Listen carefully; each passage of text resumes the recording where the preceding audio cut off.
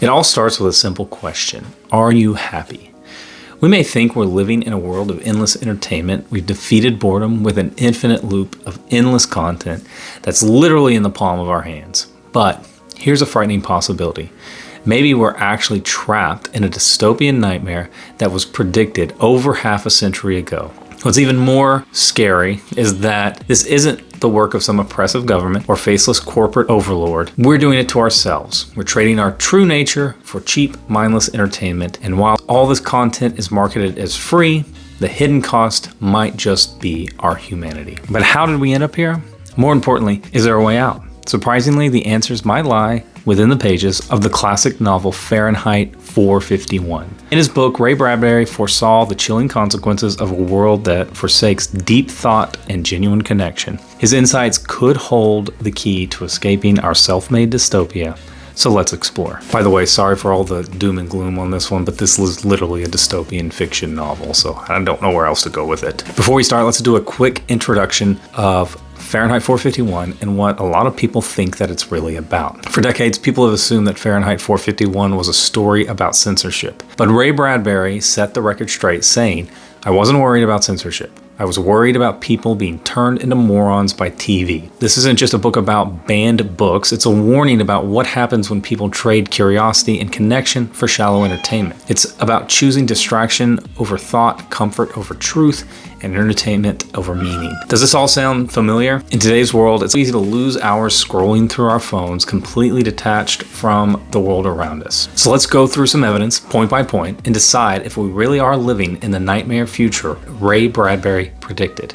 And if so, let's answer the question, what can we do about it? We're going to do this by quickly discussing some of the major themes of Fahrenheit 451, starting with media and distraction. In Fahrenheit 451, Bradbury envisioned a future consumed by media and distraction, a future that seems increasingly familiar today. In the book, it's not the state imposing control, but rather people's own choices leading to disengagement. As Bradbury himself put it, the culprit in Fahrenheit 451 is not the state, it's the people. The people demanded sameness of screens. We live in a world where screens occupy a central place, from the large TVs in our living rooms to the smaller devices we carry everywhere we go, like tablets, smartphones, and smartwatches. While these devices were meant to connect us, they often end up keeping us more focused on the surface of things, leading to less meaningful engagement. In Fahrenheit 451, one of the chief antagonists, Chief Beatty, reflects on how society has grown accustomed to short, easily digestible content. He says, "You can't make someone listen to reason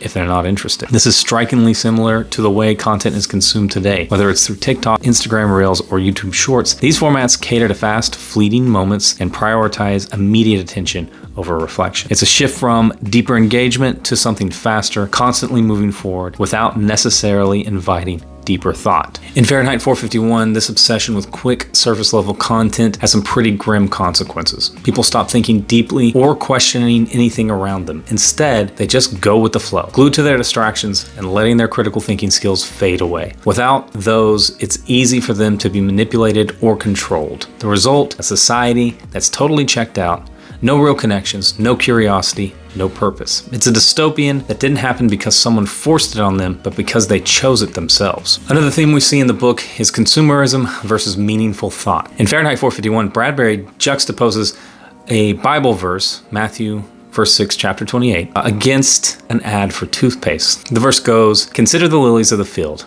how they grow. They toil not, neither do they spin." This verse is placed against the relentless noise of a toothpaste ad blaring over a loudspeaker. The lilies represent a natural God-given perfection. They're beautiful simply because that is how they were created. In contrast, the ad reflects a consumer-driven culture that pushes people to strive for artificial and superficial ideals. This tension is mirrored in the main character Montag's own confusion. As the loud, repetitive ad demands his attention, his thoughts are pulled back to the words of the text he's reading. He is torn between two opposing forces, the enduring truth represented by the lilies and the constant shallow pull of consumerism. This moment captures a broader struggle in Bradbury's world, a society overwhelmed by distractions that drown out deeper meaning and self-reflection. Bradbury's message is striking. Like the lilies, people have an innate, God-given perfection, yet consumer culture encourages us to ignore the truth, pushing us instead to chase unattainable ideals. It leaves us with the question, are we seeking what truly matters, Or are we stuck in the same disorienting cycle as Montague is pulled between truth and noise? Another important theme is fear, as it's used as a tool for disengagement. In Fahrenheit 451, fear looms large, woven into both the backdrop of war and the ever-present threat of a mechanical hound that Montague, the protagonist, is scared of. War is a constant, always on the horizon, but treated with apathy. Characters acknowledge it in its passing, but seem numb to its reality. Similarly, the mechanical hound is a quiet but persistent presence, representing a personal and societal fear that keeps people in line. The hound is used as a tool at Montague's job as a fireman, but he sees it more as a deep-seated fear. For Montague, the hound is a symbol of his growing anxiety and mistrust. As a fireman, he's supposed to use the hound as a tool to control society and the consumption of books and other literature, yet he knows that the hound can be turned against him if he steps out of line. This fear isolates him, severing his trust not only in the system, but in his fellow firemen. And it reflects a larger societal pattern. When fear dominates, it fosters mistrust,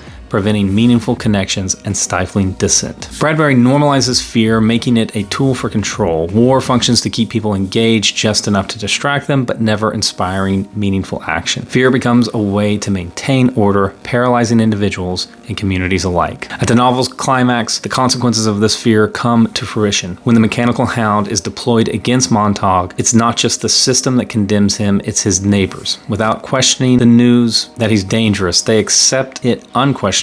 Their fear of Montague drives them to hunt down an innocent man, illustrating how fear can lead to blind conformity and cruelty. Through War and the Mechanical Hound, Bradbury shows the pervasive danger of fear, how it isolates, controls, and blinds people to the truth. It's a warning about the paralyzing power of fear when left unchallenged, leaving us to ask, how often do we allow fear to dictate our actions, and what are the consequences of that choice? A fourth theme that we see represented in the novel comes through the characters of Mildred and Montague's neighbor, Clarice. Contrasting characters of Mildred and Clarice in Fahrenheit reflect the broader themes of the story, particularly the impact of distraction and shallow engagement. Mildred, Montague's wife, is consumed by media. Her life revolves around the family, the television screens, and she's so disconnected from reality that she barely acknowledges her own unhappiness. Mildred represents the dehumanizing effects of a society addicted to distraction. Clarice, on the other hand, stands out with her curiosity and reflective nature. She asks Montague the simple yet profound question, "Are you happy?" This moment sets the story in motion, forcing Montague to confront the emptiness of his life. However, Clarice's role has been critiqued for fitting the manic pixie dream girl trope, a character whose primary purpose is to inspire the male protagonist's journey. Bradbury's intent wasn't to single out or stereotype these characters, but to critique a society that dehumanizes everyone. Mildred and her friends aren't shallow because they are. They're shallow because they've been conditioned by their environment. Clarice, by contrast, represents a possibility of breaking free from this conditioning. So with all that in mind, let's talk about the solution that Bradbury lays out in his novel. Ray Bradbury once said, "You don't have to burn books to destroy a culture, you just get people to stop reading them." Bradbury didn't just offer a critique, he offered a solution. Start reading and start thinking. We don't need to break the law and we don't need to go on the run like Montague. We just need to talk to each other and maybe start a book club. All right, I hope you enjoyed this breakdown of Fahrenheit 451. If there's one takeaway from Bradbury's vision, it's pick up a book and take time to read, reflect, and reconnect with the world around you. If you like this kind of stuff, don't forget to like the video and subscribe. And that's all I got for now. So